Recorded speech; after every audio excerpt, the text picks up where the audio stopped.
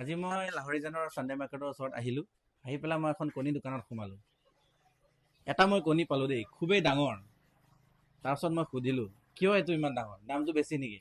তেতিয়া ক'লে হ'লচেলত আমি 10 টকাকৈ দি আছোঁ। ইয়াত এটা চিম্বল দেখিলোঁ, ইজাংপ বুলি লিখা আছে। কিন্তু মই ইয়াত খাচটো কি হ'ল যে এই কণীটোৰ ভিতৰত দুটাকৈ কুহুম আছে। ময়ো বিশ্বাস কৰা নাছিলোঁ, কিন্তু সেইটো ভাঙি চাওঁ আহকচোন। কেমেৰাৰ ওচৰলৈ আহক, আপোনালোকক মই দেখুৱাই আছোঁ।